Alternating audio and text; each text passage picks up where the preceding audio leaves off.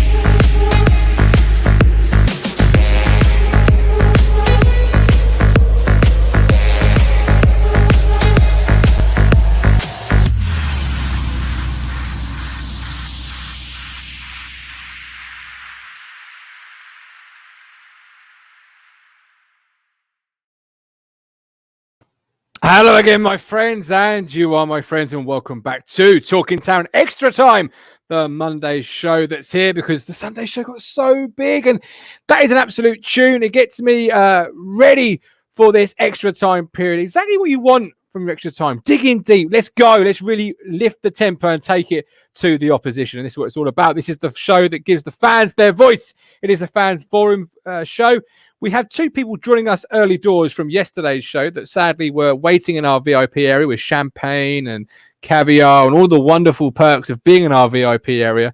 But sadly, the Talking Town Tavern closed its doors before they could get their view on the show. So they'll be on first and foremost after my contributors, of course. But Adam Flatt makes some noise. I love it. Harry, welcome in. Harry. Lee Brown was in. Alex Turkish loves the tune. Cruncher, get the glow sticks out. Absolute banger. Absolutely. Callie's in the room. Good evening, Callie. Daniel Duncan Banner time up the imps. I almost didn't say that name because I thought it was somebody trying to get me with a dodgy name. So I stumbled for a moment thinking, Duncan, what? Banner time? Really? Mike Baker, good evening. Right. Joining me this evening are two wonderful people. One person who deserves his intro but hasn't got one, and one person who has got an intro. So let's bring the person in who has got one first and foremost.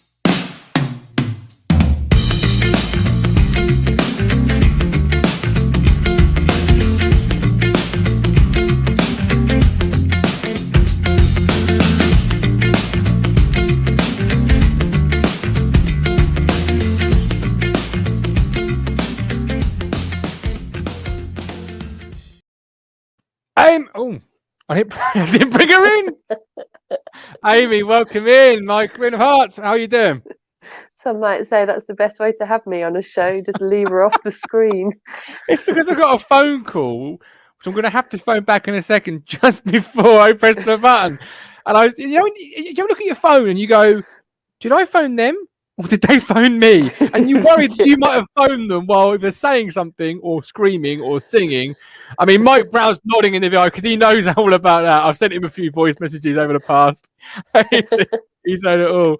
But how are you, Amy? Obviously a busy day for us today, but yeah, a good day. It's National Women's Day. How have you spent it today?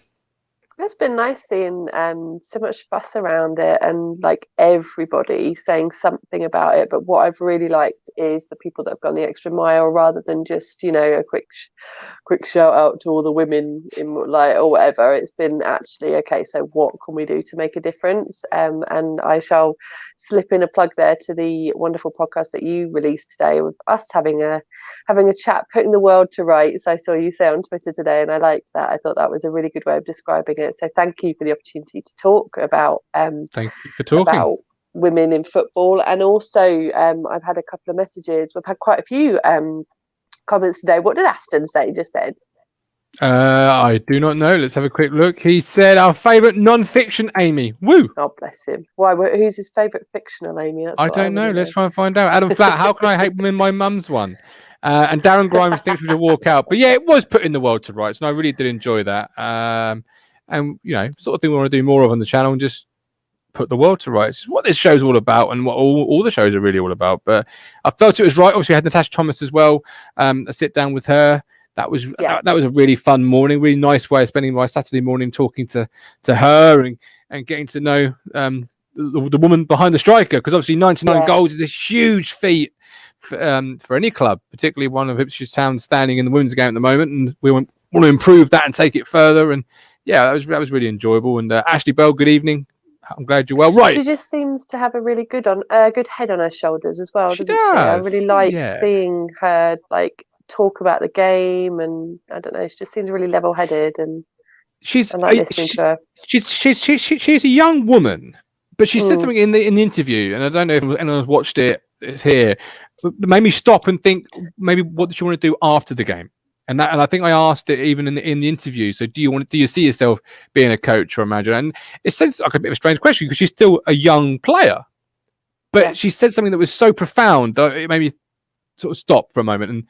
And I did stop and think, oh, does she then want to carry that on into management and coaching, or hadn't she thought about it? So it was an interesting discussion from my point of view. So I hope those that watched it do get something out of it. Harry Butcher's right. Takeover back in the news. Absolutely. It's the ones that are not saying anything you got to be careful of.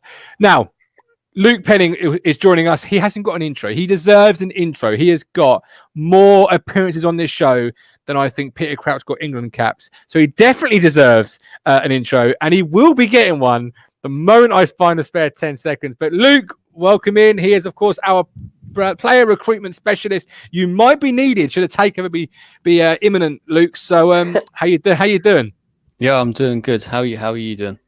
Yeah, we're doing good. I was just saying to Luke before the show, Amy, we've come so far with Luke. When we first did these shows, he had no microphone. His webcam was a bit grainy. There was no lights. Now look at the setup. Lights, mic, webcam. It's great to see the progression in his setup as well as the shows. So it's really good to have you with us, Luke. It's been a while.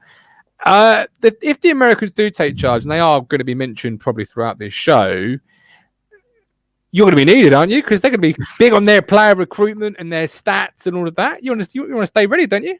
Yeah, of course. Like when you see new owners coming to a club, especially with the vision that they have, a chance for them to do different things. With the Danish club that they have, when the emphasis is recruiting a lot of American players, obviously due to the links with the clubs that they have there. So maybe that's something when they come in, maybe we'll be seeing more and more players from maybe abroad, but obviously with certain rules brought in now with not with the specific salary cap, but due to Brexit, it makes things a bit harder in terms of getting players from abroad. But yeah, hopefully that's something that they're doing, and I'm always here. Just pop me an email. There we go. You see, so I was just passing my wife my mobile so she could check my voicemail. So I've got a voicemail, and I'm like, well, I'll just let the wife check that, and if it's important, I might have to slip out. What were you going to say there, Luke? Maybe it's what? Maybe it's Brett. You never know. Maybe it's Brett. I'll tell you what, Luke, if it's Brett, I'll come back and I'll play it to you. All right. That's how confident I am. It probably won't be. But yeah, no, look, it's going to be a fun time, but we'll talk about it. And obviously, as Harry says, Luke knows his onions, Amy. And he is always someone that strikes us as a knowledgeable guy. Let's quickly recap on Oxford, because I know Mike and Lee, who are joining us shortly, have got some points to say about, not Oxford, Gillingham. The games are coming thick and fast, too thick and fast. What did you make of Paul Cook's first weekend in charge? Obviously, a disappointing 3-1 defeat. What did you make of it? Lots of talk on the forums over the weekend. Yeah, it's a hard one, isn't it? Because actually it felt a bit like, well, this is more of the same, and we'd got so excited about all the change, but it's not going to happen. Rome wasn't built in a day. It's not going to happen overnight. And my dad, who is the oracle when it comes to football, said, well, at least Paul Cook knows what he's got to deal with now. And I don't think there's any better response to it than that. He knows that we need consistency. He knows that we've got the potential, because he saw that on Tuesday. We've got the potential to play incredibly well. We just need that consistency, and that's where we need him to step in, really. So, and he's probably seen in the last 7 days, he's seen some of our players at their very best and possibly at their worst as well, because Saturday really wasn't it really wasn't a good example of what they're capable of, was it? No, it wasn't. And a record number, the number escapes me, Luke, tuned in on iFollow to watch. Oh, wow. And in Big classic service. Town fashion, Yeah. when we all tune in with expectancy and excitement, it's always a damp affair. It's always a squib. What happened, Luke? Yeah, as you were just saying, I think it was over 6,000 people that broke the record for obviously iFollow. Yeah, it is a strange one, really. As well as we did against Akron, obviously in the first half, and got the goals that we needed, and obviously the second half performance was showed some resolution. We obviously hoped with a new manager that going into a team like Gillingham that we'd obviously end the game with 3 points. To be honest, we didn't really start that well. I thought the midfield was quite lightweight. If you look at Gillingham, they're a team that generally have height in all areas, and I think Dazelle struggled a lot in terms of stamping his authority on the game. He's not really that ball-winning type midfielder that we have in Downs. So, when they got the goal early on, and obviously got the second, obviously we equalised through Chambers. At that point, I think it was bold from Cook in the sense that if it was Lambert in that position, he'd more or less, waited and then brought subs on. Obviously with Cook, he's like, well, we got the goal. He said it in his interview. That was the time where he probably felt the most confident in terms of getting a win, or at least trying to build on the goal. So obviously by bringing on the subs that he did, I guess, you throw all your hands in that scenario, you play all your cards. There's not really much more you can do. Obviously, unfortunately for Sears, he's involved in the moves for both of the resulting goals afterwards. But at the same time, collectively, we weren't good. And I think in a strange way, it is better for Cook in a way that happened, because it's like he sees us at our lowest point, and hopefully the performance that we played in that game is the worst that we're going to be, because it gives the manager optimism, as we'll probably get onto as well. The games that are coming on tomorrow, you got Peterborough, Hull and Sunderland, Portsmouth all playing, as well as us playing Lincoln. It's more or less the top 6 sides all playing games together. We have games in hand, and to Cook himself, he's saying that Portsmouth is one of the teams that are direct rivals, so we really do need to win these games coming up as well quickly. With how the schedule is going from Saturday, Tuesday, the amount of time that he has to really implement his style of play, it's only little changes, because if you think of it, they have a rest on Sunday, train a little bit on Monday, but that's mostly shapes. They're not really going to be able to do that much. So I think it is more about his motivational techniques. And at the moment, he's saying everything that us fans want to hear. We want to play on the front foot. We don't want to defend. That he's saying all the right stuff, but we'll see come 9 p.m. tomorrow. Absolutely. Yeah, I did tweet actually at 1-1 game on, and that was a bit foolish in the end, because we kind of capitulated. I'll bring Mike Brown in. Mike, the fisherman, welcome in, my man. Hope you're well. What did you make of the weekend? Yeah. You couldn't get on yesterday. I do apologise. So what did you make of Saturday's really bad game? Let's be honest. If Lambert was in charge, you'd all cry. No one's playing for him. I think, to be brutally honest, we lost that game through our midfield. It was pretty. Zell and Bishop are two similar players from my liking. They're both forward-thinking players. You can't play both of them in the same game. It's a bit like Gerrard and Lampard in the England squad. They just couldn't play together. They just can't play together. They're too far. We had no holding midfielder that was really helping out the back line. And when Bish was at fault for one of them, passed back and ended up resulting in a goal. I know I gave Big Chambers a bit of a stick for the first goal. I've looked at it, and I know that Chambers weren't marking, but it should have been he should have been where Norwood or Apparel. So that's where he should have been. He should have been there. There was a real lack of leadership in that defence, and I just felt really on my days. It's such a poor goal to concede. I was okay, 1-1, like you, Martin. I was like, yeah, we're going to win this, and then we just, Sears are honestly absolutely woeful. I can't see it. He's gone at the end of the season. I think maybe Chambers will go at the end of the season. I think a lot of these players need a clear out, and a few fans have said, oh yeah, that worked well, did it? Paul Cook's come in and he lost his first game, and I got caught up in a bit of a bang in Miami.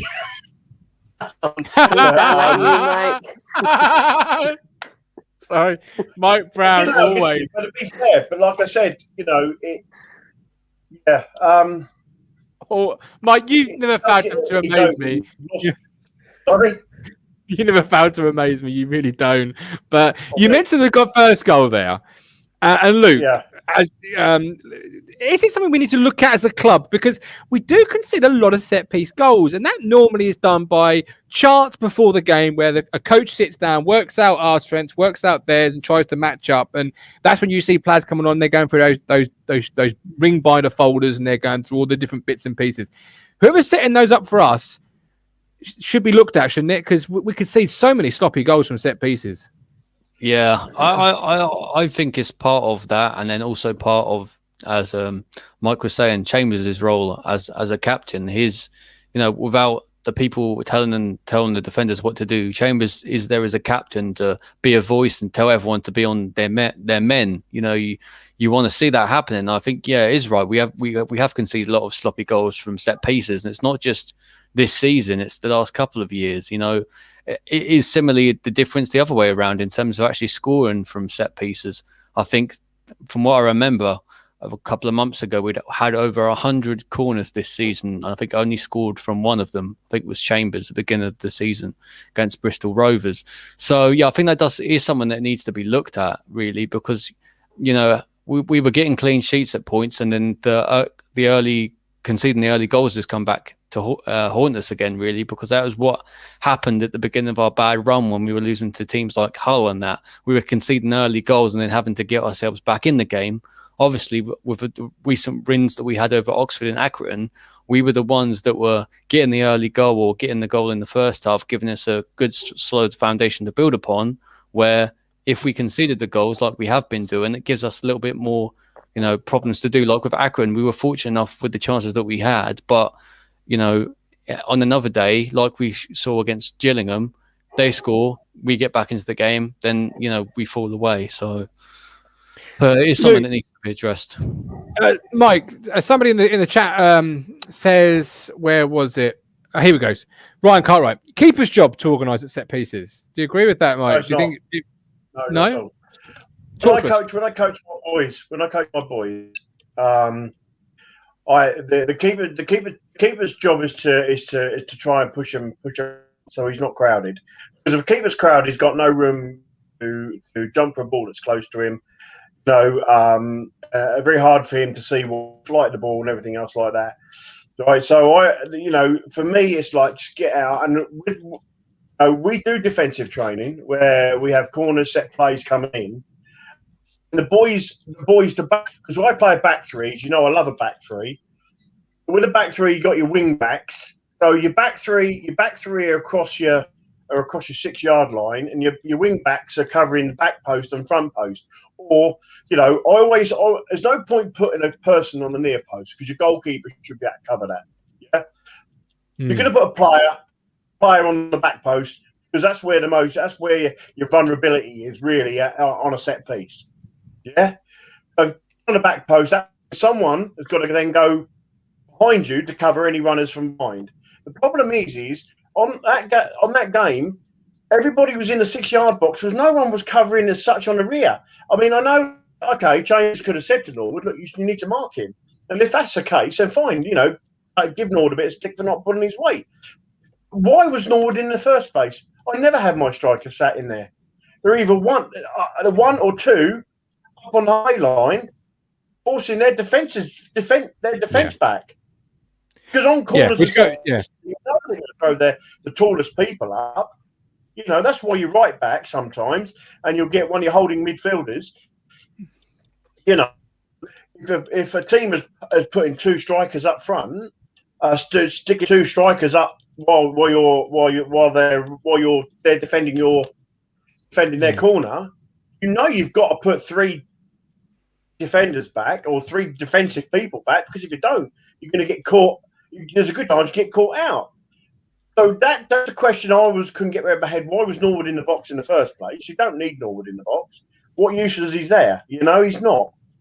You know, that's a numbers game, isn't it? Go on, Luke. I think normally in many cases you don't want your strikers to be in that position, but I think it's more the sense that I might be wrong in this, but in the sense that obviously with John Akinde, he's a very aerial presence, and they might have wanted to focus more defenders or more than one person on him because they saw him as the threat, which obviously didn't work in their favour because it's Tucker that scored. But I agree with you, really. I remember last season away at Lincoln, the 5-3 game, when we were behind in the game, we had all our strikers were back at a corner when, therefore, if they got the ball and went to counter-attack, there's nobody there to do it. And I think, you know, that... I think as well, we lack height in our defence. I've mentioned this various times on my Twitter account, is that we don't really have that kind of that centre back, that tall, sprawling centre back that we need, unfortunately. So, Amy, a lot of chat in the box there, in the chat box there, about the centre halves not doing enough talking and leading. Wilson and Inshallah are two centre halves at the weekend. Do you put any proportion of blame onto them then for the lack? Because it's not just this week. It's been a number of weeks where we've really lacked just knowing what our role is. You know, there's a famous saying, Bill Belichick, do your job. Not enough players do their job when it comes to a set piece in either box. Yeah. No, I was just thinking that. I think it would be hard. I don't feel like it would be right to say, it was just what happened on Saturday, because it's been happening for a while. We've lacked organisation. I've often felt in the past, not necessarily the last year, but the last couple of years, but in the past, Chambers has spent more time covering for people around him than he has on organising the people around him, if that makes sense. So I think because there's so many people that make individual errors all the time, somebody's just said it in the chat there, we are a very quiet team. I was expecting with iFollow this year we'd be able to hear them talking to each other, and you can't. There isn't a lot there, and I do feel like maybe we are missing the vocal. You know, like Bart used to boss them around a lot. Bart was the leader, very much so. Sorry, I've raised his name again. He's still my beating heart. He's still my beating heart. I think it's a lack of leaders, really, to be honest, because you saw it in the summer. We brought in Stephen Ward, as well as he hasn't been playing. I remember at the start, because I generally don't watch the games with commentary sometimes. You generally used to hear him a lot. Obviously, with him not playing, you know, I think for so many years the club has relied too much on Chambers as a captain to be that voice, which is half the reason why they brought Ward in. Obviously, that hasn't really paid off. So I think this summer, you know, Cook bringing in players that he trusts, that has been something that I've spoken to from Portsmouth and Wigan fans, is that he tends to bring in players that he's had previously. And I think that if you bring in a central midfielder, an experienced central midfielder around the ages of, 27, 28, who knows his job, knows Paul Cook, is a strong voice, it takes the burden off someone like Chambers having to be responsible. Because if you have someone in each position who's vocal, they're responsible for their own specific area, and you don't want to have one person responsible for the whole team. That's where the problems come in. Absolutely. Mike, appreciate you. Going to bring in Lee. Mike, I do appreciate it, buddy. Thank you so much, the fisherman. Lee, welcome in. We've unpacked the first goal there, bit of a bad goal to concede, but we get ourselves back in the game, and I'm thinking, this is it. This is the Paul Cook moment. This is the hero riding in. I'm going to burn the poster. Everyone's going to go, ha, told you so. Then what happened? What went wrong from there? it's a bit like the Swindon game, wasn't it? Where we got back into the game and there was only looking like one winner, and then they go down the other end and scored 2 goals, and it was the same again for me, really. Just a quick point on Chambers, if it's all right. Of course it is. You know, wherever he's positioned, he's told where to position, who to pick up before the game. Now, whether that's zonal or he's got a man to mark. So I can't see where Chambers can take any blame if that's not his man who scored the goal. If it's his man who's flicked the ball on and it's fallen, well, you know, he has to do better at the header. But, you know, the first goal is just one of those, isn't it? And I think, for me, I think Luke mentioned it earlier about there's lack of height, isn't there? We haven't got that. Yeah. You know, those 3 players that we've got in midfield, they've got to contribute at corners, and they don't, do they? Because they're not terriers around the pitch, picking up the loose balls. And I think that noticed the other game where Dizelle nearly got the assist, where he sliced the corner. You know, that's not his natural game, is it? So, no. So really, I just think, you know, that the first goal didn't bother me as much as the other 2, to be fair. Matt, can I just ask you, mate, what do our midfield contribute? Because they're not full of assists, they're not full of goals, they're not full of dribbling, they're not full of pace, they're not full of tackles, they're not full of work. What do our midfield contribute? Well, I think with Dizelle, before the change in style, he was the one that tried to link the play, wasn't he? So he had a defined role, but he got found out really quickly, and teams, you know, that's all history. So he's meant to be the one that puts his foot on the ball. He's the playmaker, isn't he? But he doesn't, because like Saturday, he didn't, because we kept knocking the ball over the midfield, trying to knock it long very quickly. Well, you're going to bypass your midfield. It's a bit like you know, playing under McCarthy, isn't it? Where people used to moan that people like Knudsen, all he used to do was kick the ball down the line, well, because that's the only person he had to pass to. All he could do was kick it. So Dizelle, his role has sort of changed. If you're going to play that long ball, either he's got to play higher up the pitch and not be that holding midfield player and get involved a bit more, or you don't play him and you play somebody else.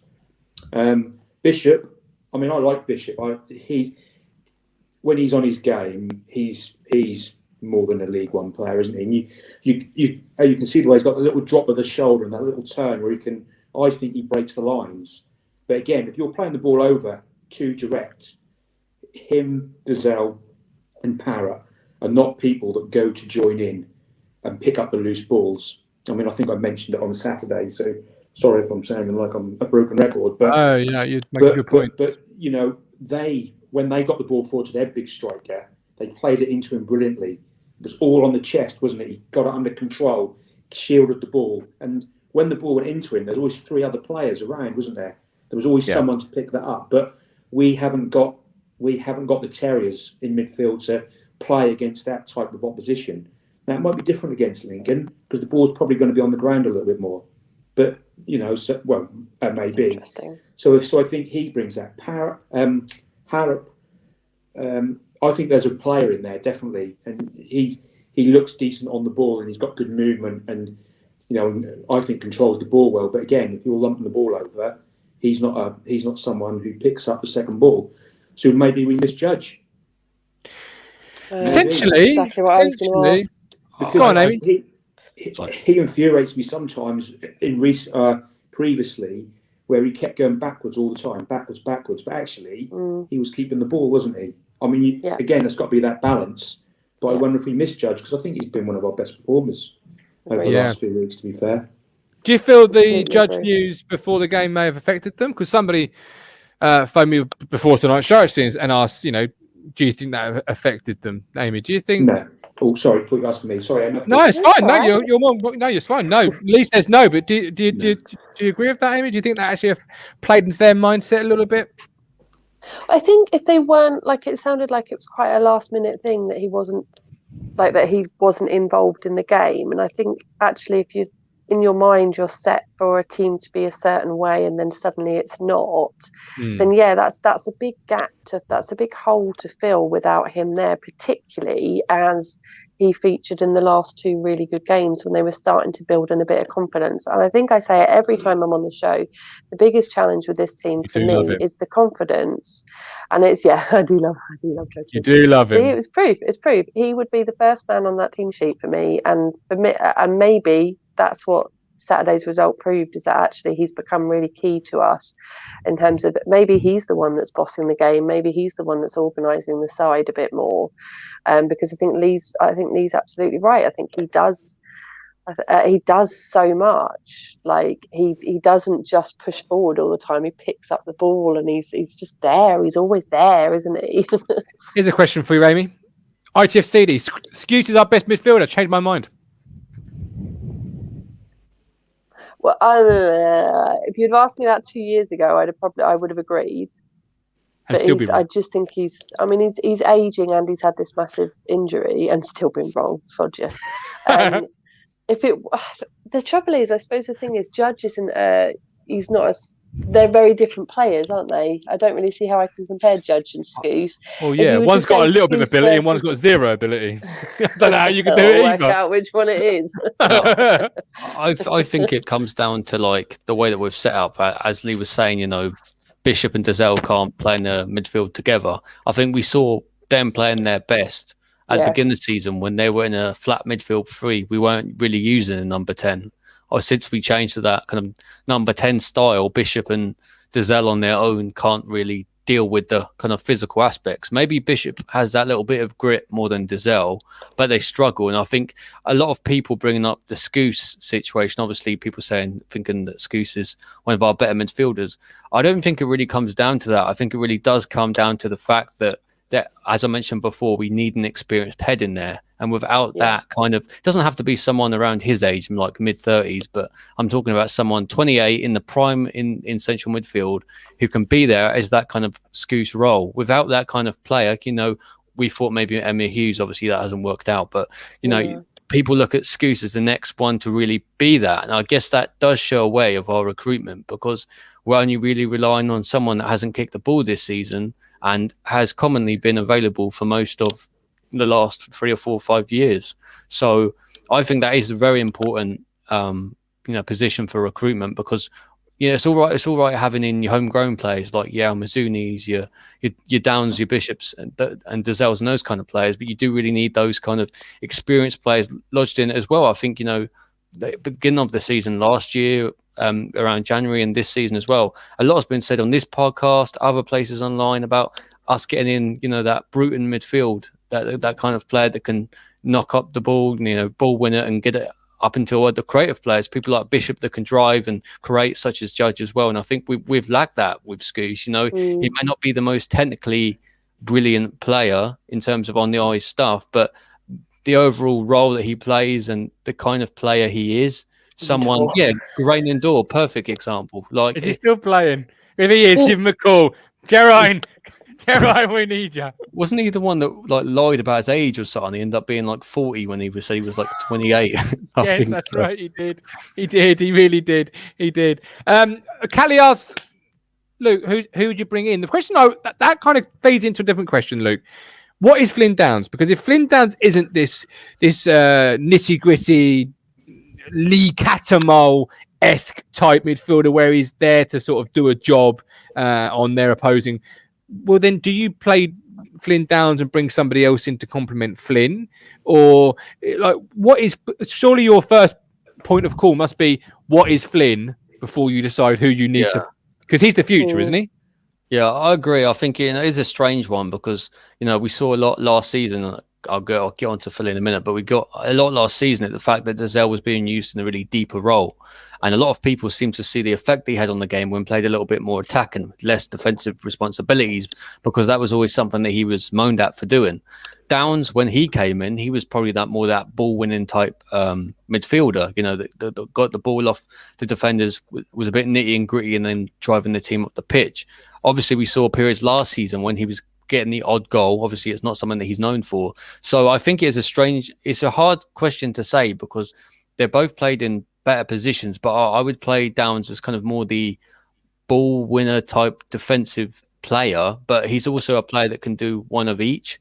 So I do think that he needs someone else more solidly on the defensive side of the game, then that gives someone like either, not both, or either Dazelle or Bishop to play that kind of more advanced role to link up with number 10 in the forwards. Because I think with someone like Bishop, as technically gifted he has and started the season well scoring goals, his fitness and his injury record has always been an issue. And we can't rely, it's all well and good seeing him play consistently in League One. Is he going to be able to do it if we get into the Championship? Yeah. I think Flynn, maybe Luke, is your modern day linchpin in a 3-man midfield, because he's your up and down box to box type. You almost wanted to get Cole Skuse 5 years ago with Flynn Downs and then with Andre Dazelle, because Andre can play, Flynn can be your work rate, and then Cole can just literally do the lateral stuff, from left back to right back, sitting in front, just sweeping and allowing the two to go and do something. That's almost the way you want to dress the midfield up, really, isn't it, Lee? Obviously, Cole's not that way anymore, and Andre's not getting the best out of himself at the moment. But really, that's where we need to be heading towards. That sort of, because Flynn is not going to work on a 2-man for me. I don't know about you, Lee. No, it's interesting because I think, you look at Downs' best performances last season, who was playing next to him? Cole Skuse. Yeah. So is it Cole Skuse? Probably not, because he's moving on a bit now, but there's got to be someone to come in and play that sort of role, isn't there? Because likewise Wolfden and Chambers. I was thinking the same thing. Yeah. Because Skuse used to pick up the second balls as well, didn't he? I keep going on about the second balls, but that's really important at this level because a lot of it is playing off the second ball. Mick McCarthy made a whole season out of it, Lee. Mick McCarthy's playoff campaign was about second balls. Everything was about getting it up to Murphy. We don't care about the first ball. It's, do we win the second ball? So you keep talking about it, Lee, because you're spot on, really. Yeah. You reach a point where you start to think, is it time for a revolution now? Do you know what I mean? Like, we've been clinging on to these. You will not find another person who loves Luke Chambers much more than me, but I just feel like it's time. If I was to get on a football pitch tomorrow, I wouldn't expect to be as good as I was 10 years ago, and I really weren't very good back then. But I just feel like it's, I hope that they do stay with the club in terms of coaching and helping the youth players, because Luke's obviously been incredible for that. But I just feel like actually what Paul Cook needs is a revolution. Maybe that's what this summer needs to be.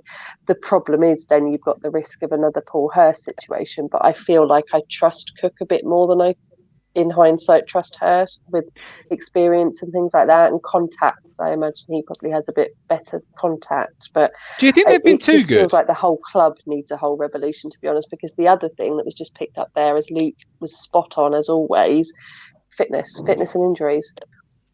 Do you think they've been too good, Amy? Do you think Cole Skuse and Luke Chambers have been too good, in the sense of that's why we've not been replacing them, because they've been consistent? When I say too good, you can be consistently 6 out of 10, Tab-like, do a job, and be good enough on a small budget that you don't need to ever look at replacing them. Let's not be silly here. Ipswich Town Football Club, yes, our owner at the moment is a multi-millionaire, but there's a budget in place and we're working to it. So when you've got £1, you don't go and create more problems for yourself, do you? You look at Luke, you look at Cole, and you go, yeah, they can do a job. Is that why we are now at the end of their line and we're suddenly going, oh shit, hang on, there isn't anybody behind them coming through, because we just consistently thought they're going to be there? They've been consistently reliable, haven't they? That's the thing. I mean, look, Luke's made it into the, top 100 or something now? Top 10 now, yeah. Top 10, that's right. Sorry, of course it is. And this is the first time Cole's been injured for a long time that I can remember in the last 5-6 years. Yeah, absolutely. I think you have a valid point, and I think that they've earned the loyalty the club is showing them, because they have done so much. I know we haven't had success, but we've been pretty crappy, and they've still stuck with it. And even when we were getting relegated, they were still putting performances in. And I just think that, all right, they weren't always very good ones, but I think you actually are absolutely right there. I think that they've been sort of like the leaders of the team for so long. Where we've dropped off is not having the next ones coming through. I think you're spot on with that. But is the problem with that the injuries and the fact that actually some of the youngsters who we had that maybe could have, like, I feel like Tyrone Mings might have been quite a good sort of leader on the field type thing, but obviously we had to let him go. And I just think actually some of the players that have played underneath or behind Chambers and Scouse, we've either had to let go or they've got injured. And so there hasn't ever been that chance to develop the next one. Downs, you would think, is our next captain in waiting, but because of his injuries, is just not the consistency. It's not like they've not tried, though, is it, Lee? You know, Kane Vincent-Young is obviously a right back. He's been out injured. You've got midfielders that have come and gone and been injured. So there has been attempts at replacements, but they've just been consistent in their best abilities availability.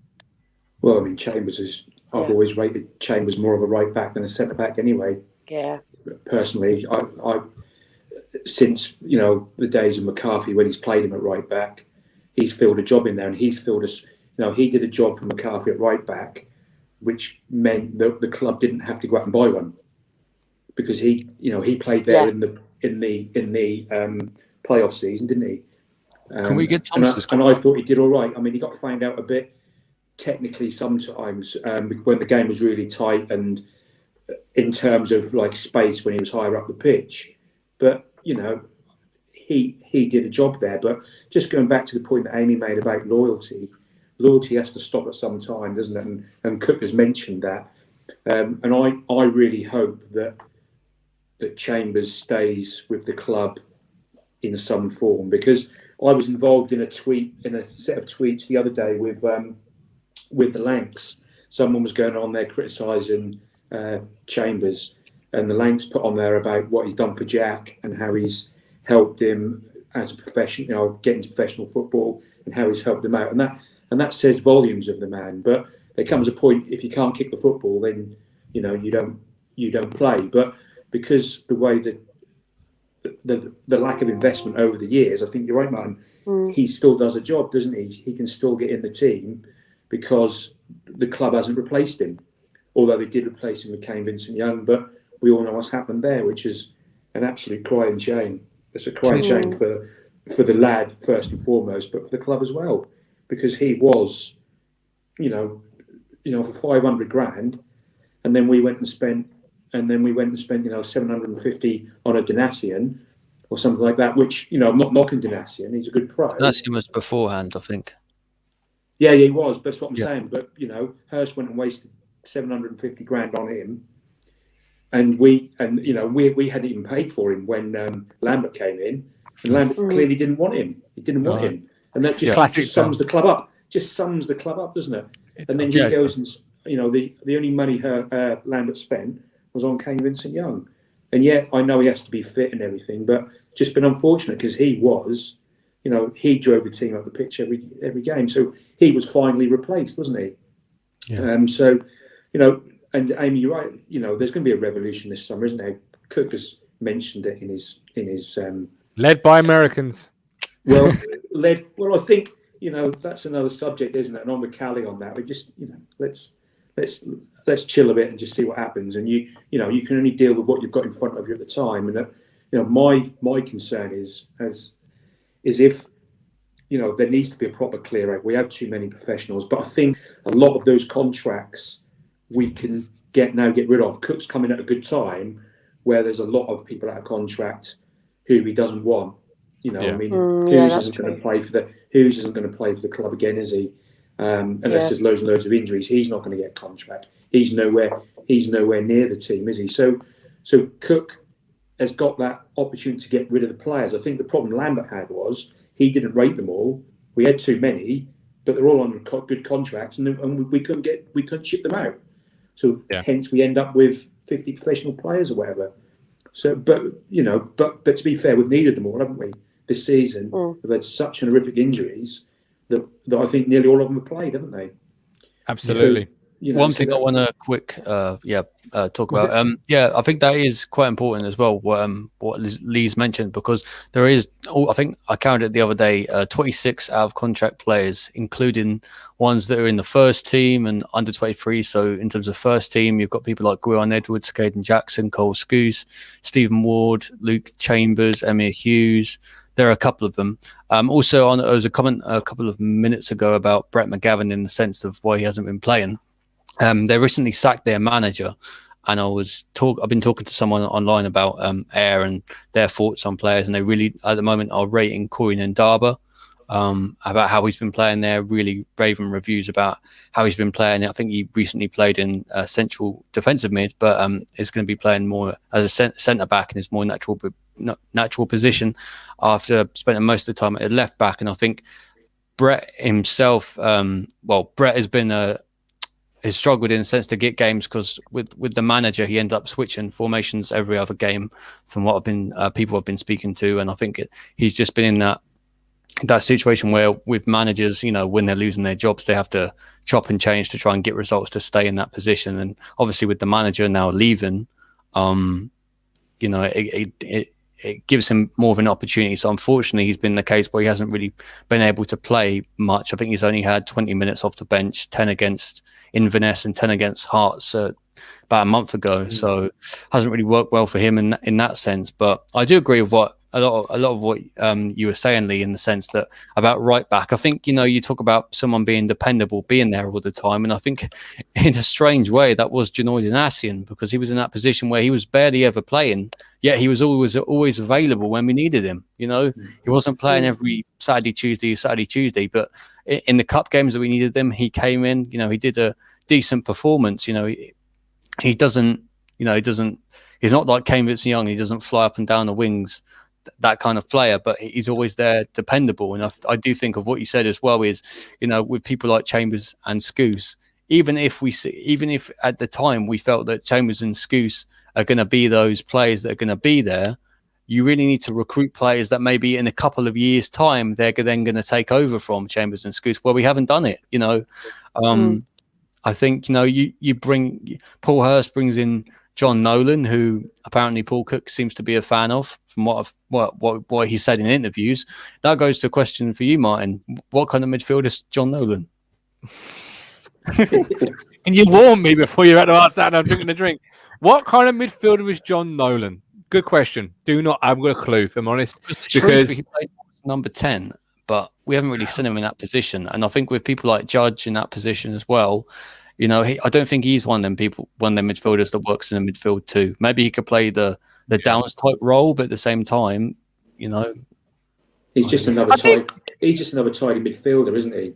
He's just another nice footballer.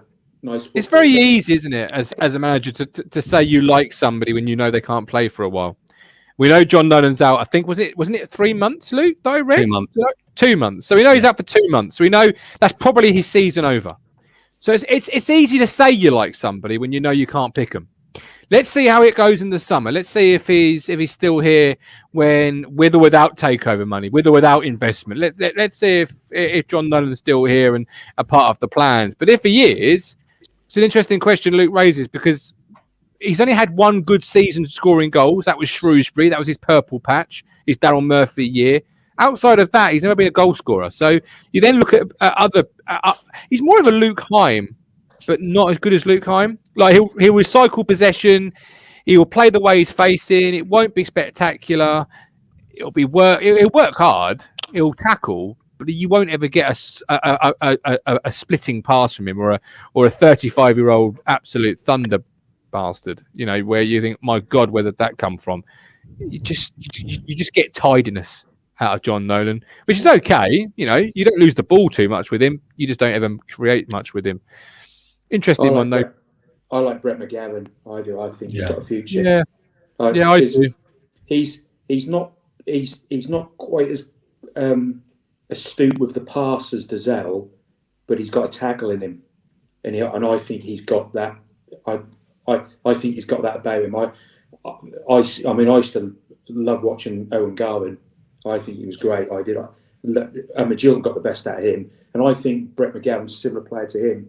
You know, he's not got electric pace, but he's got a tackle in him, and he's never going wanton, and he seems to make the tackle without fouling, if that makes sense. So, it's a shame that he's not getting the games, you know, the game time, because I think a full season, you know, playing men's football, he come back next season, he could be a real plus for us. Yeah, I really see him as a plus, but I worry, you know, I worry now about our good youngsters, because if the Americans too come charging over the hill, you know, what's Cook going to do if he's got a bit of money to spend? What then happens to our bright stars? You'd hope that they would, you know, get a chance, because I think where it's been unfortunate for them this year, they've come into a struggling team. You know, you really want, you know, your youngsters to come in, sort of break in one at a time, sort of thing, when the team's doing well. I think I think they've had that. They've been, you know, they've come in when the chips are down. So that worries me for the future. Our youngsters. I think the academy would be more important under the Americans, because if you think of it, they're the kind of people, they're investors. They want to make money. If you bring in, you know, someone from the club, they make 30 appearances, and you sell them on from, you know, getting them from the club for nothing and selling them on for, like, whether it be just £1 million, that's £1 million of profit that you're making. So you know, you think of it that way. If they were to come in, there's more links to American type clubs. You know, they've got a club, Helsingborg, I think, in Denmark as well. So there's more chances to create affiliates with clubs to then get their younger players to come here and therefore develop them and send them on for profit, in the sense that then our players will get development because we could send them to their clubs. I know I'm talking very retrospectively here, but no, but you're right. Yeah, player trading will be huge. Yeah, you know, and that's something that we've been so poor under Marcus Evans with, and as Callie said just asked in the chat, over the last 2 years, which one of our midfielders has played well? The problem is we've invested a large part of our resources into that area, and you're right, nobody is standing head and shoulders. That's really bad. That's really poor, and you could list probably 5, 6, 7 midfielders in our squad, and not one of them, they're all the same. You know, John Nolan, Kolski, all of the same level of ability and playing out. Lee, I do appreciate you calling in. Hope to speak to you soon. Going to move the conversation on in a very second. But yeah, no, look, you were spot on there with the academy. They'll really want to try. You would have thought, drill into that, make it work. And also, it's a feel-good factor, isn't it, Amy? Let's say you have a player come through you don't sell, who's never quite good enough to be a £5-10 million player, but they make 400-500 appearances, like a Luke Chambers. That's a real good. Fans get look at Luke Heim. They get behind one of their own, don't they? I was just thinking about the same thing about Bishop. I feel like he was. I know there was a summer where we thought he was going to go, and I know he hasn't reached his potential because of injuries yet. But I feel like, actually, if he's never quite good enough to be sold, then actually he's potentially one of those that could keep appearing for years and become a real fan's favourite. And you're right, of course, someone who's one of our own is always going to get a little bit of extra excitement from the crowd. We're always going to have a soft spot for them. We're always going to want them to do well. So, of course, absolutely, the academy is important, but Evans has always said that it is, and he's never really done anything about it. So, whoever the new owners are, they've got to put the money where their mouth is when they say that, because actually we ought to have a category A academy, and we ought to be one of the best in the country, because it's such an important thing for us. And given what came out last week about our academy, I think there's probably some wholesale changes needed there as well. Absolutely. Callie, I kind of agree with Mike. Can we name some stand-up performances from Downs? Shrewsbury at home, there's one. Yeah. Mike D, Bishop and Dazelle should go to Vanarama and loan, learn how to attack. Yeah, Lou, what is it about our loans that end up with clubs that sack their managers, that end up sort of shooting themselves in the foot? Like, if you've got a town player arriving as a manager, you should be worried, because your job's normally it's on the line, pal. Yeah, it is a strange one, really, because I think I remember a couple of years back we sent Nydam on loan to, I remember specifically. It was a team, Livingston in St Johnstone. That was it. Scottish Premiership. I think then he barely ever played, and that has been something that has happened a lot. You know, we most recently sent Harry Wright on loan to Geiss in Sweden. Do not get that link up one bit, because He came in there as a number 2, never played any matches for them, is out of contract this summer and isn't looking likely that you're going to keep him on. You know, someone that's recently turned 22. You've got people like Adam Shibek in the building that could potentially fill the role that he's, you know, that he has at the moment. So I think that is something that needs to be sorted out. I think the last 2 loans maybe that worked out well in our favour, but I say that really, was Flynn Downs at Luton. You know, he did well there, and obviously Wolfenden at Bromley and Swindon. But you look at recent times, you look at Idris El Mazouni at the moment, a team bottom of the league, more than likely going to get relegated, and it's not really the situation you need to put your players into, really. You know, Denassian's worked out well for him at Fleetwood this season, you know, playing consistently for them. But, you know, with players out of contracts, not necessarily at the end of this season, at the end of next season, it gives Paul Cook a chance to potentially sell those now while he can. Because, you know, if you sell them with a year left, you're more likely to get some money for them, where if you leave it too late, you're not going to be able to do it, which is why people like, we talk about a goalkeeping situation. Holy's out of contract at the end of next season. You've got Cornell, which they're more than likely probably not going to sell because they just bought him, I think, on a 2-year deal with an option for a third like they normally do. So if that's how they're feeling, they really do need to, you know, you hope, you really do as a fan or someone like myself that's interested in recruitment, that they sit down and think about these things. These are the positions that we need to go for. These are the type of players. These are the attributes that we need. But as someone that looks into this kind of stuff, you don't get any inclination that's happened, sadly. No, you don't. Let's shift gears and look at Lincoln tomorrow night. Another game, another chance to rectify it. They've got 5 players missing, 5 key injuries for tomorrow night. Thank you for Tom James sending this to me. So there's Lincoln have 5 key injuries right now, and 4 of those were in the team that beat us back in October. So a possible plus there for Paul Cook. How do we see tomorrow night going? He's already said, as Paul Cook, somebody from the who wasn't in the 18-man squad this weekend will be tomorrow night. Who do we expect that to be first and foremost, Luke? It's an interesting one, really, because I've heard a couple of names banded about. I've heard Luke Matheson. I've heard Jack Lancaster wasn't involved with the under-23s today. Yeah, it's an interesting one, really. I think it's been depending on what you want to change, because, you know, some people were saying that Enciala was looking a bit erratic, like his normal self on a Saturday. But at the same time, he played well against Accrington, so you're gonna drop him because he's that kind of player. You know what you're gonna get from Toto. Matheson, you know, you bring him in, you're not really gonna drop Chambers, are you? Well, you might do, but I don't think he will. So that'd be Chambers in centre half with either Wilson or Enciala, which I can't see happening.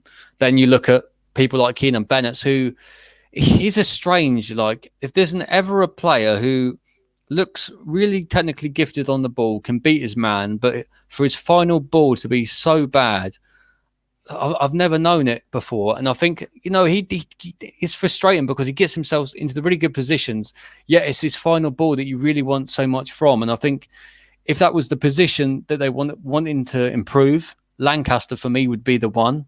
You look at Luke Thomas as well, another lone player that hasn't really kicked to the heights, really. Maybe a passenger really on the Lambert in that sense. But if it was me, I'd put Lancaster in there, not centrally, not as a number 10, as a wide player. Whenever I saw him play, whether that be in the FA Youth Cup, I think it was 2018, I went to Portman Road to watch FA Youth Cup, and he played against Dagenham and Redbridge, and he scored 2 brilliant goals in that game.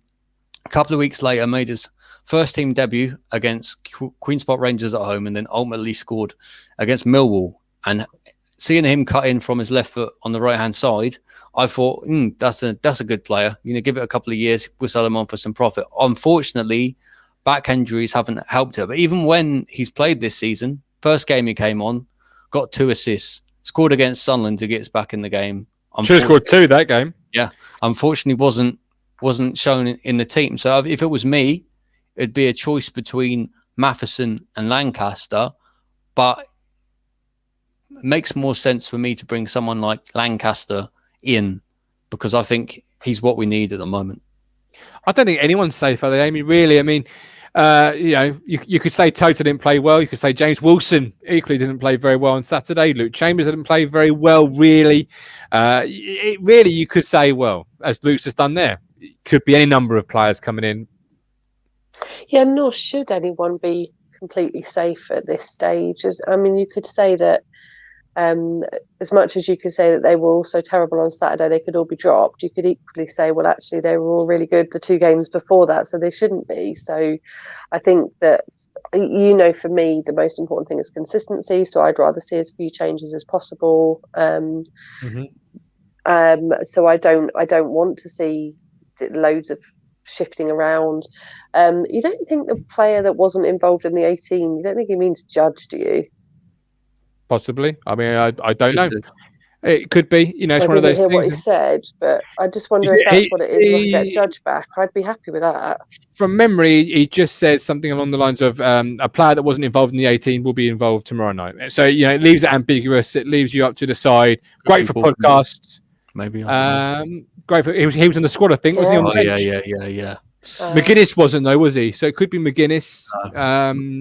It's great for podcasts. If this is Paul Cook's whole ethos going forward press conferences, I'm all for it, Paul. If you're watching, because I love it. It gives me something to talk about on a Monday night or a Sunday or whatever. That's exactly what he's thinking about when he's trying to select a team. He's like, I'm going to make sure I've got some content. Yeah, I got. It truly is. I did say to you, didn't I? It truly is. But okay, here's something else. I'm amazed you ain't got a poster up yet. No, not yet. I'm hoping you can send me one. I'm hoping he'll send me one signed, if you're watching, Paul. Anyway, Ollie Hawkins underwent knee surgery at the end of January. Cook said this, and I'm going to paraphrase, so I do apologise, Paul, but it suits my narrative.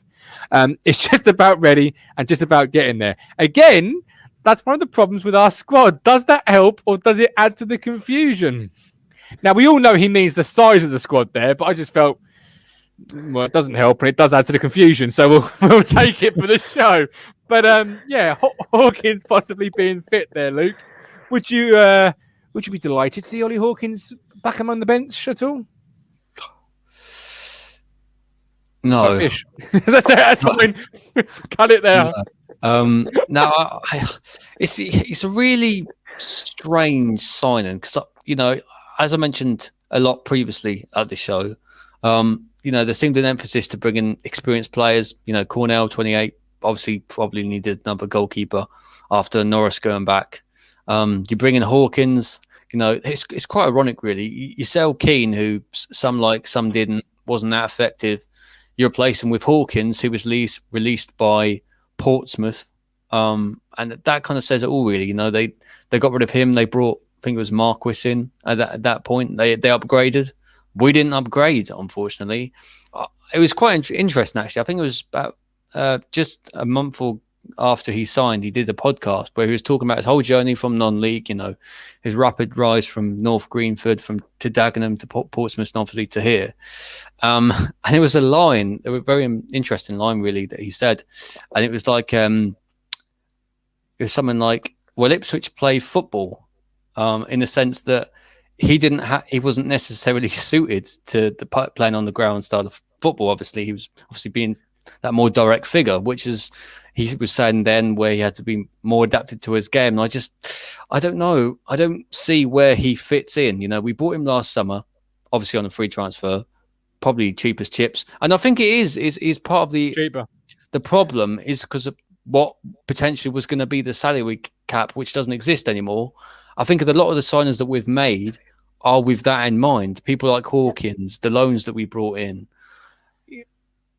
But they did say signings before the cap brought in would be counted as the league average. So Bolton went absolutely mental, if I remember correctly, and we're bringing like a player in every other day. So they would be under the cap still, but having a fresh squad.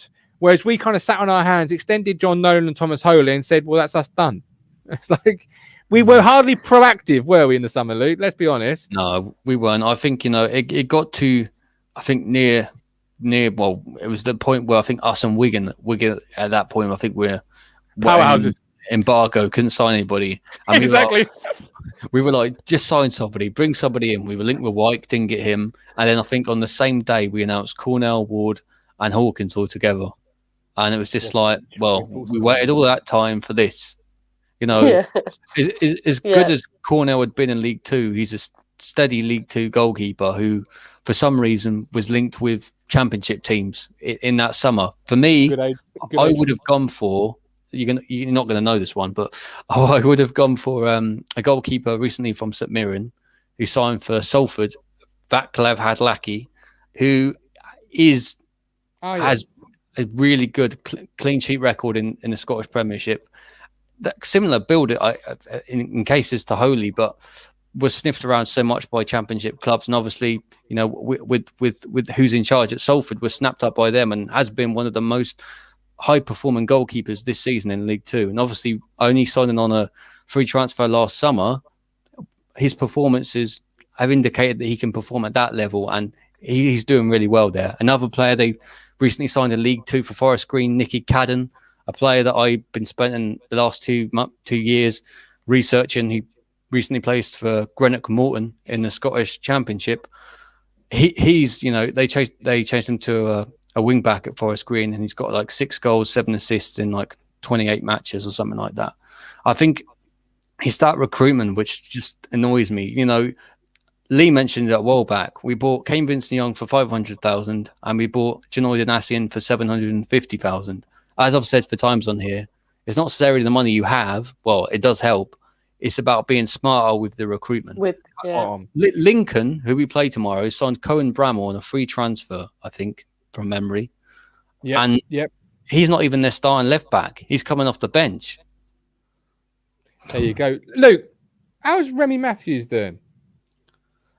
He's the number 2 goalkeeper.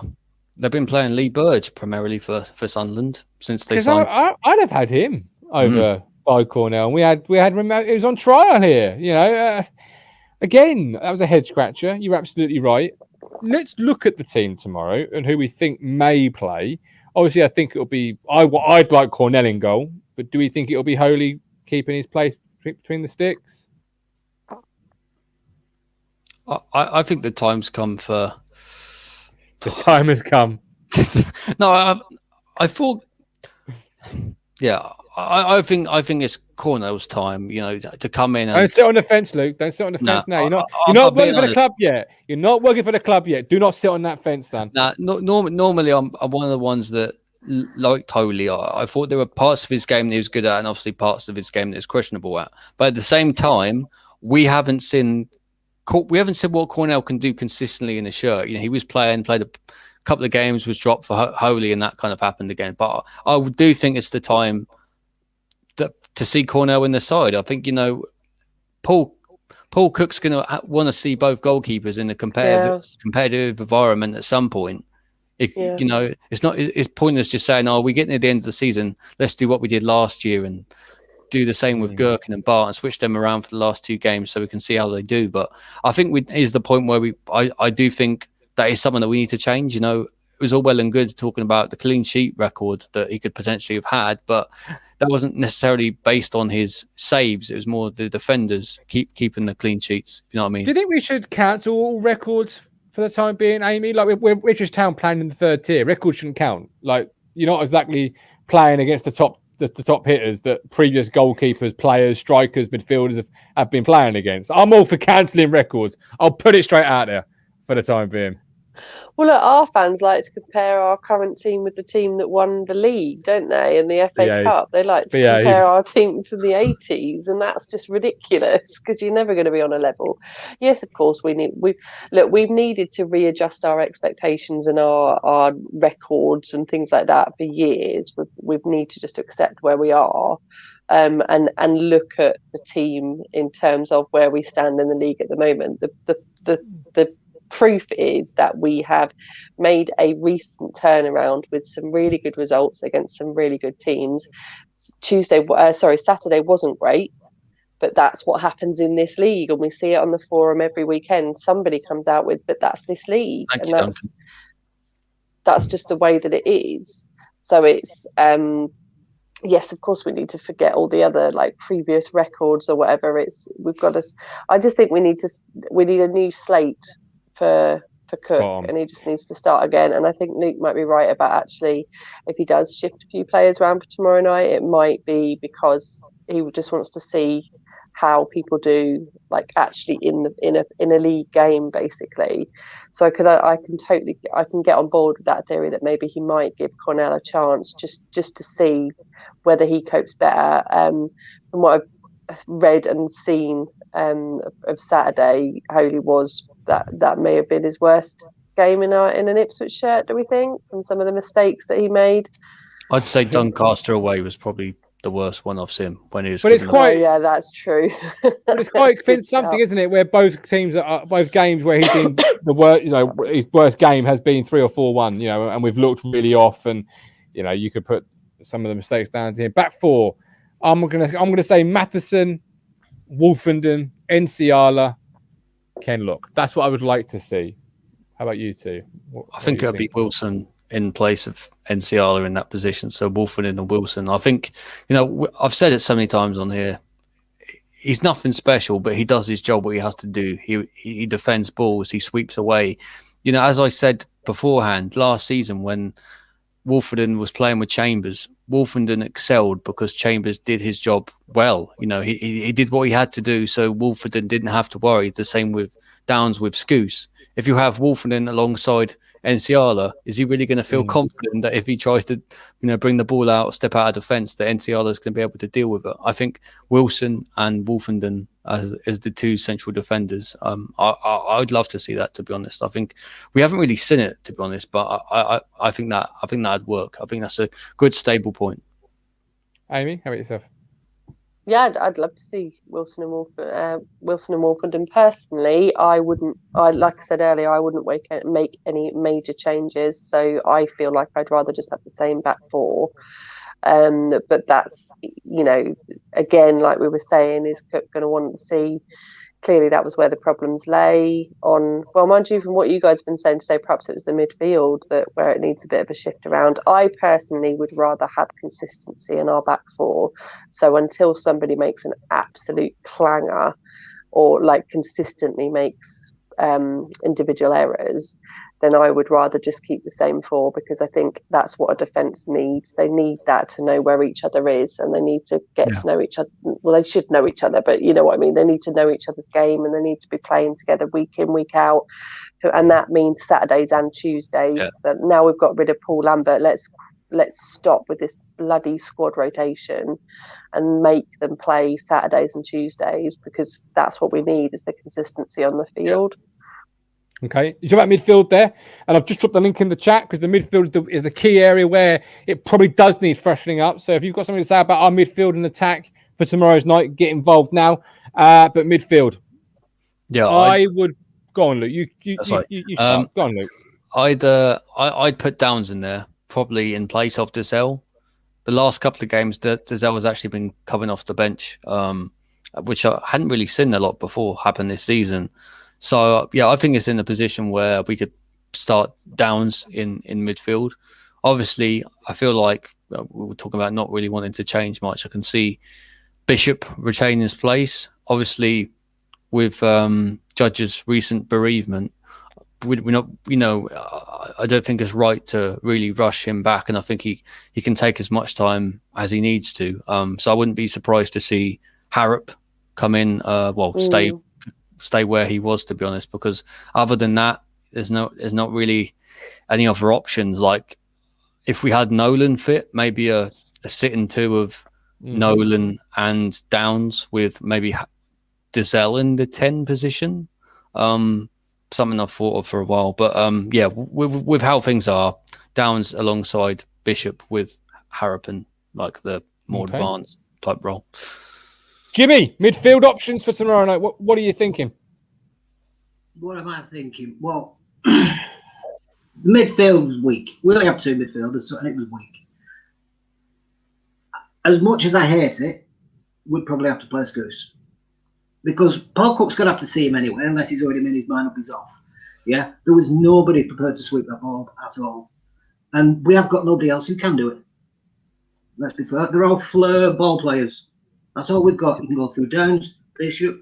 They're all ball players. They're not hardened, blunted sweepers, you know, who will just sit in front of the back four and do absolutely sod all except stop people getting past them. We have not got that person. You saw that with Giselle. What did he do? First thing, brought the player down, goal.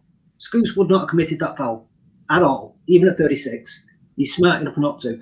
So we need to replace him, but we're going to have to find someone to replace him with. Now you can put a ball player next to him. Now we've got, no, that's throwing a dart, isn't it? But Is that, I don't know. Well, sorry, it's throwing. is that not a gamble with the lack of games he's played? You know, you think of someone who hasn't played a game since pre-season, really. I think he played in the trophy, I remember. You know, even when you saw Nolan got injured and came back, he played games like 2 or 3 weeks prior. It was fine. But with Scouse, I agree with you, because I think having someone like Scouse in, as I've mentioned on this show today, as well as other shows, we need that experienced player. But I do worry of that bringing Scouse straight back into the side for someone who's 36, who hasn't been injured a lot throughout his time we're in, has come back from basically half a season injury. Is it too soon to expect him to play, you know, to start? Obviously, I don't expect him to, if he was to play, I don't expect him to play the full 9 minutes, probably about 65. But it does seem a bit of a risk. Everything's been a bit quiet.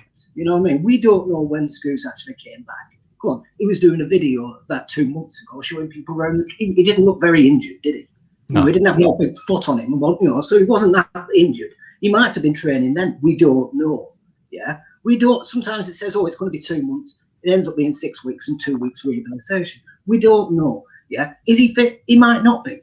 Yeah, but if our midfield does exactly the same against Lincoln, what they did against Gillingham, isn't it worth a risk? Yeah. You know, at the end of the day, he's got to see everyone. I'll go back to the point that was made before.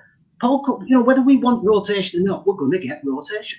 Because Paul Cook, to be fair to him, has to see everyone. It'd be unfair to any player and say, you're out the door without actually seeing him play. Because if I were a player at Ipswich, a new manager come in, and he had 16 games left, enough time to see every player play, and he hadn't seen me play once, I'd be saying, this is out of order. You know, you're kicking me out the door, you haven't even seen me play. You know, what we think of them are irrelevant. It's what Paul Cook thinks of them. And a lot of them he probably doesn't even know properly. So he's got to see them play. Training doesn't show you how you play. You know, people can train badly. You know, what is it? The guy from Tottenham, Dele Alli, he trains poorly, but he's always bang on in games. You know, so... Oh my God, that's the first and last time I ever want Dele Alli and Cole Scouse ever mentioned in the same argument ever again. That's like the donkey and red rum in the same. You know what I mean? It's showing the aspect. What we see on a Saturday afternoon does not normally translate from the training pitch. People can be lazy as hell on training, but the manager knows when he puts him in the game, it's going to work. He's going to click. Yeah. And we don't always know that. You know, we can see the player on the pitch and he's been absolute, well, without an expletive, absolute rubbish. Yeah. But he's trained brilliantly all week. You know, and there are anomalies like that where you train well and play badly. Yeah. You train badly and play well. And Paul Cook's got to jumble all that together. He's got to have a look at everyone. So we're going to see quite a bit of rotation, whether we like it or not. Just for the simple fact is, everyone's got to get a first shake. And to be honest, as a fan, we've got to accept that. Okay. Jimmy, as always, appreciate you, buddy. Look after yourself. George, welcome in, George. How you doing? Hello. I am, mate. So what do you make tomorrow? Midfield options. Who would you place in midfield? I'd start Downs. Yeah, without a shadow of a doubt. I think Luke was alluding to that earlier, but who would you play with him? Who'd be his partner? Mate, I think Harrop needs a run of games. I know he weren't that great, but I still think there's something in him on set pieces. Yeah. But I don't know what you think. Can I ask Luke a question? Of course you can. Go for it. Go ahead. Luke, you know the players that are out of contract that are coming up? If we make the playoffs, does that mean that they're out of contract or do they get extended? No, I don't think there's any options in the current out of contract players, meaning that if we get promoted, they stay on for an extra season. I think it stays the exact same. Well, even if we get to Wembley. Yeah. Ah, You do. Sorry, you think we're gonna get to Wembley? well, we have to live and hope. I love it, George. You're a man after my own heart. You really are. I love it. Yes, we have to live in hope. Amy, Do go on, George. oh, sorry. No, you go for it. Go on, George. Out of the players out of contract, what ones would you personally keep? I'd like everyone's opinion if that's possible. It is, but not this late into a show. We could be here for some sorry. considerable time. No, you're fine, but it's going to be a debate because we're going to. Yeah. We can't just throw out names without debating it. And but it's a good question. We do have to visit it at some point. So maybe we get you on when we do that.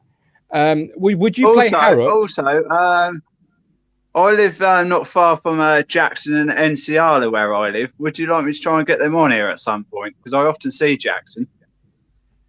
Of course. Hey, George, if you can get them on here, mate, then yeah, absolutely. Yeah, would love anybody on the show, particularly players that have played under the prince that is Paul Lambert. Gosh, I hope we've got a long show then. I'd love Paul Lambert on the show. I mean quite the one. George, no, he'll just say play for big teams. We don't want to listen to that garbage again. Who would you play up front tomorrow night then, George?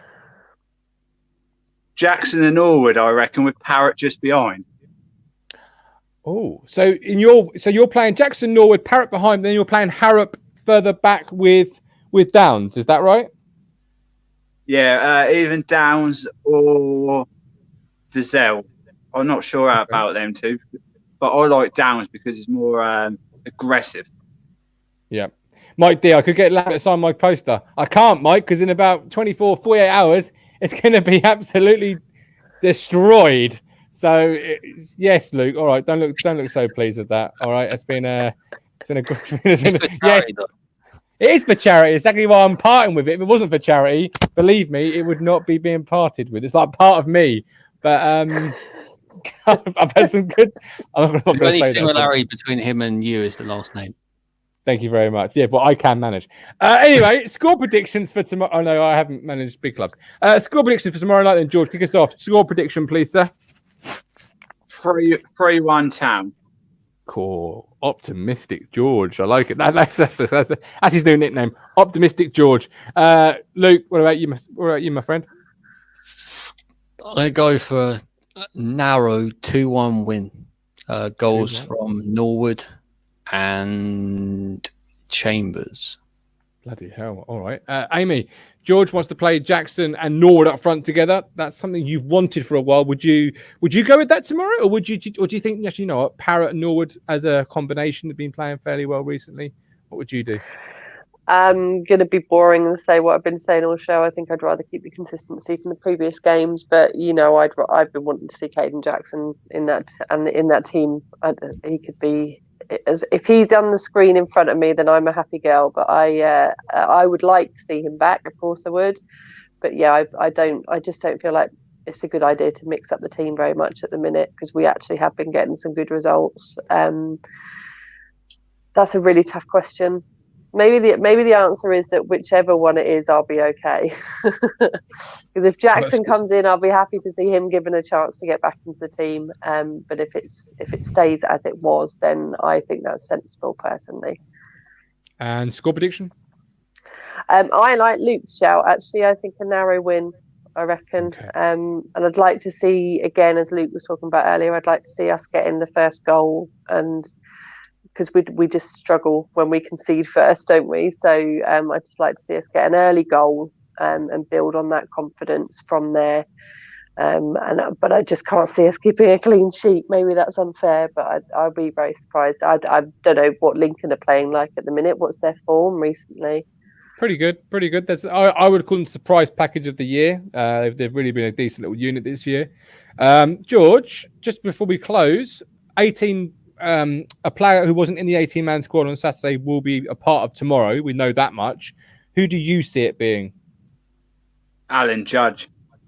Do you think it'll be Alan Judge? You don't think he'll have extended leave still? Oh yeah, he might. If not him, possibly Matheson.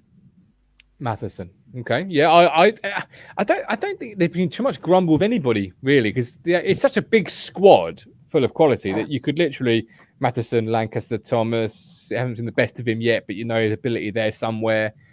I mean, Kane Vincent Young says OJW20. I mean, that'd be a long shot. But Cole Skuse, why not? But yeah, hey, it'll be fun. But tomorrow night we're live again, 6:30. We are joined with some cracking guests. Pat Crunch has been on the old trail again. He's got Slater, he's got Curry, he's got Sheehan. Some fantastic guests lined up. I'm looking forward to it. Hopefully some more, and some of you guys from the community will also join us for our watch along live from 6:30. And as always, we've got Steve and Neil, the aficionado and Mr. Positivity with us. But yeah, we're done. We're dusted. Amy, Luke, the guys in the chat, very entertaining. Sometimes entertaining that so much I forgot what I was doing on screen. So thank you very much. And George, thank you very much. But until next time, until tomorrow, 6:30, with love, with care, look after yourselves and each other. Adios.